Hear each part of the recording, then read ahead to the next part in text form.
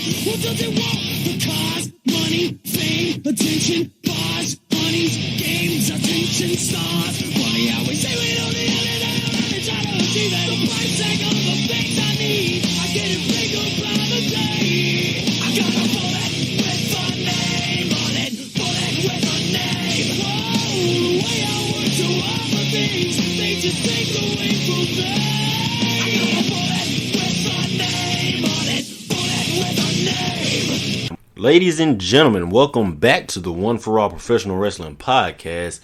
I had to start off the show with a bang with some Anon Points bullet with your name on it. I'm pretty sure you're familiar with that if you ever played any of the earlier WWE games back in the day. That one is a classic, one of my favorites. The band as a whole is fucking great, so you need to check them out. Yeah, man, it's been a minute since I have done an episode of the One for All podcast. And to be honest with you guys, I low-key thought about giving up. Just me battling for time, etc. I thought about just canceling the whole damn thing, but quitting isn't even in my vocabulary. I'm too legit to quit. So I'm going to keep this thing going, and we're going to jump back in this shit head first. I'm probably going to go a different format about it, though. I'm probably just going to stick mainly to pay-per-views and maybe bigger shows, AEW and WWE related. And I'll cover some news if it's big enough to talk about. But without further ado, let's get into my predictions for AEW Full Gear 2021. And I'm like Paul Heyman, y'all. These ain't just predictions. These damn sure may be spoilers. I'm psychic. I'm like Nostradamus. The accuracy is like I'm hitting green bar every time. I'm a walking scuff controller. The accuracy is pinpoint on. Cause I don't miss. Let's get it, y'all.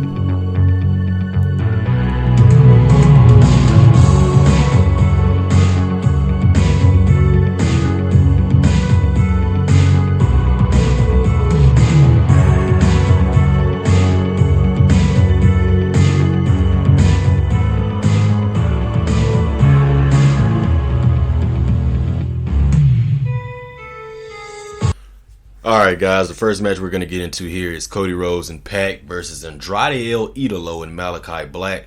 As you guys know, all four of these men have had long-standing feuds with each other. Cody Rhodes and Malachi Black have had a series of 3 matches. Malachi beating Cody 2-1. Andrade and Pac having their little feud going on as well. So I think Andrade and Malachi Black will get the dub tomorrow, as they should. Malachi Black, if it was up to me, he wouldn't have lost at all in AEW. But it is what it is. But I do think Malachi Black and Andrade get the dub tomorrow, and it'll all work out perfectly. Pac has had a few wins lately, so a loss won't hurt him too much. Cody, him losing will probably just advance his character as the weeks and months play out, since he more than likely will be turning heel eventually. And this can just add on to the quote-unquote downward spiral of Cody Rhodes turning heel. And the next match we got on the card, we got CM Punk versus Eddie Kingston. This is probably one of the more highly anticipated matches on the Full Gear card. And it's only had 1 week of build. 1 week of build. And it's already highly anticipated by a lot of fans in the community. That just shows you that these guys are true fucking professionals. That mic skills do take you a long way. These guys got in the ring and ripped into each other. Eddie Kingston a little bit more than Punk did to him. CM Punk called Eddie Kingston a bum.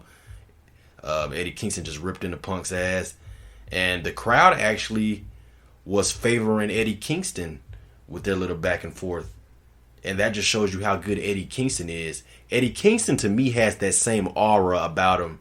The way he speaks and the way his promo ability is on the mic, his delivery. It kind of gives me Samoa Joe vibes. Because when Samoa Joe speaks on the mic, it feels legit.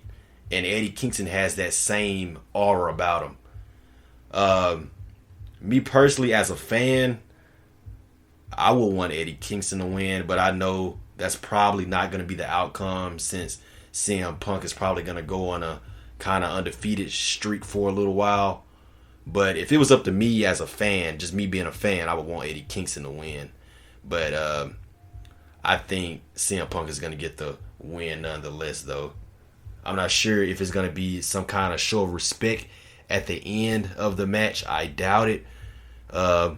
Eddie Kingston could turn heel, possibly.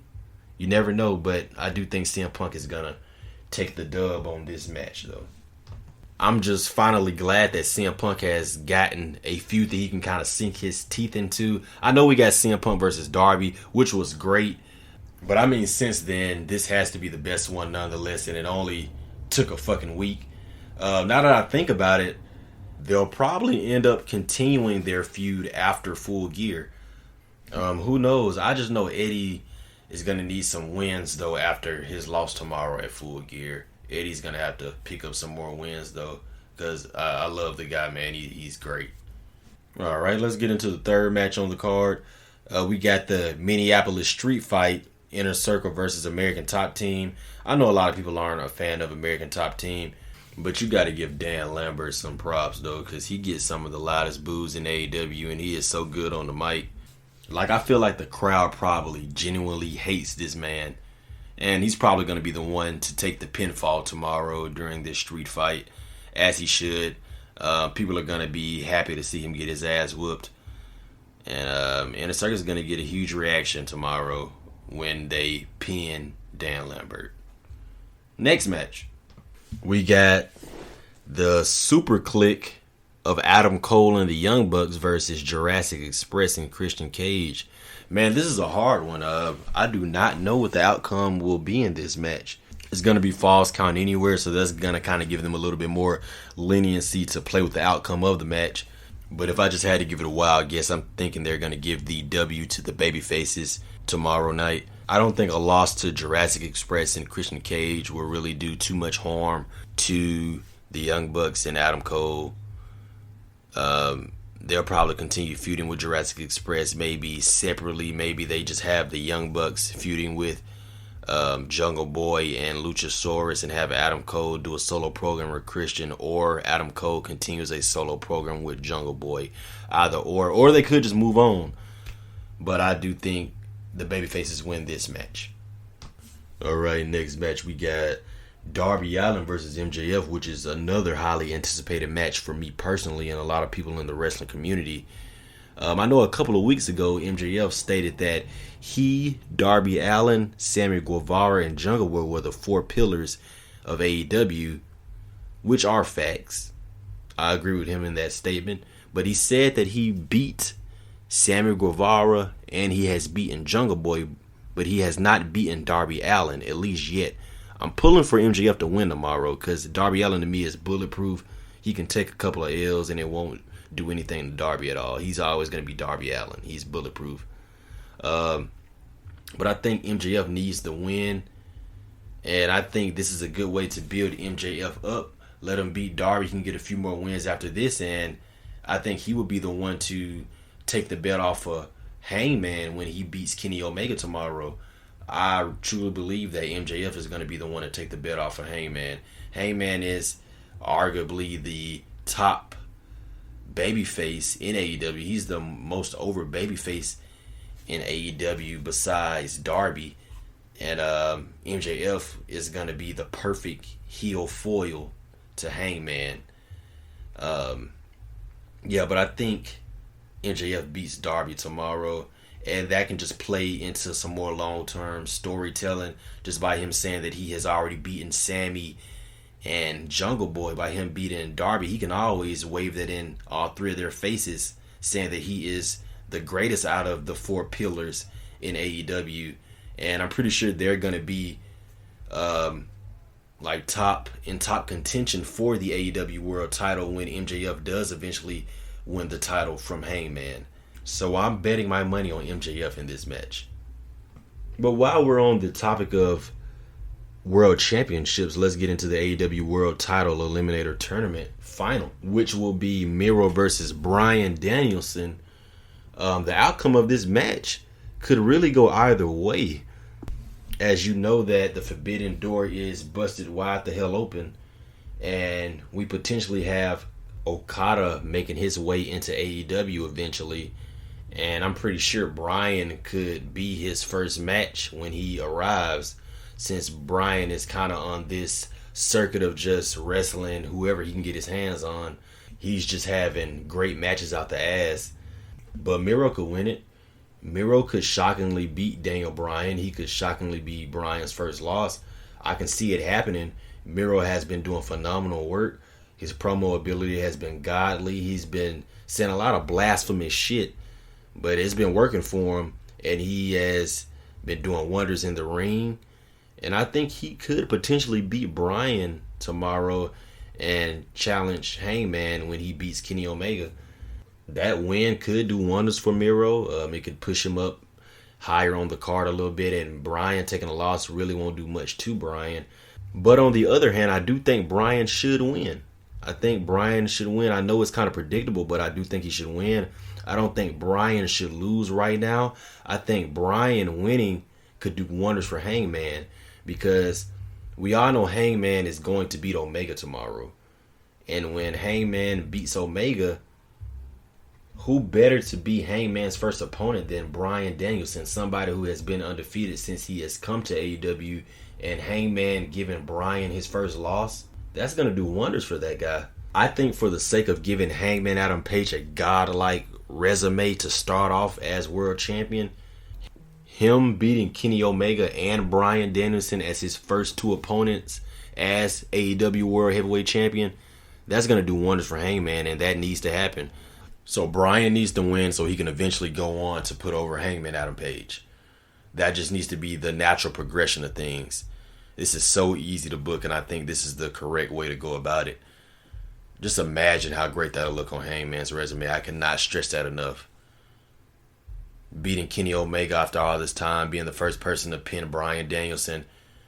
Yeah, we need to build strong babyface champions, because I know it is kind of hard to do, because us as fans, we are more intrigued in the chase to become champion rather than the babyface having the championship, and it's kind of like, okay, what now? For example, we saw this happen with Kofi Mania. The entire build up to Kofi Kingston winning the WWE Championship was fucking phenomenal. It was great. But when he actually obtained the world title, it was kind of lukewarm. It was an okay championship reign. It wasn't terrible, but it was kind of meh. And that's because WWE didn't have any credible opponents for him to fight. Nobody that we really saw as a real threat to his championship. People that we know that were great in ring, but WWE never built them up to be credible at all. So when you put them in these title situations, we can't take them serious. So as long as AEW gives Hangman credible opponents, then he should have a good babyface championship run until MJF shits all on his parade. All right, next match we got FTR versus the Lucha Bros for the AEW Tag Team Championships. Man, I love these two teams. FTR and the Lucha Bros are probably my top 5 tag teams today. I love FTR and the Lucha Bros, and I think this is going to be a great dynamic with FTR's ground and pound, no flips, just fist style, and Lucha Bros high flying style. This is going to be a fantastic tag team match. I think this is going to be one of the matches that's going to steal the show. I really do. But I pegged the Lucha Bros winning this match. The FTR already has the AAA Tag Team Championships, so I don't see them winning the AEW Tag Team Championships, and especially not this early. The Lucha Bros haven't had the AEW Tag Team Championships that long, so I think the Lucha Bros will still hold on to these. But this match is going to be fantastic.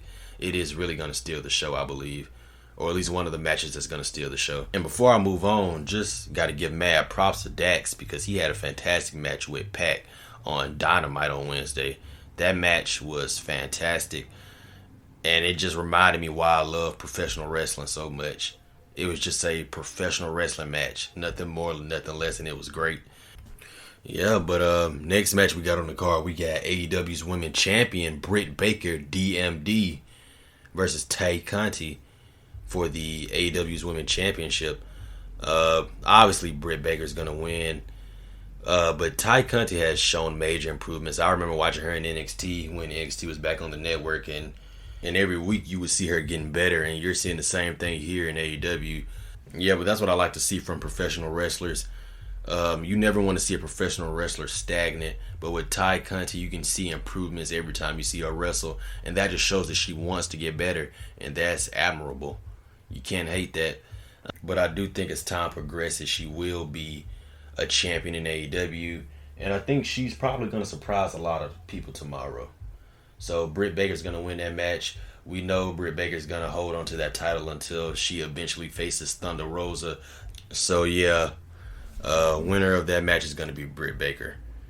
And for the main event, AEW World Champion Kenny Omega versus Hangman Adam Page. I talked about it a little bit earlier.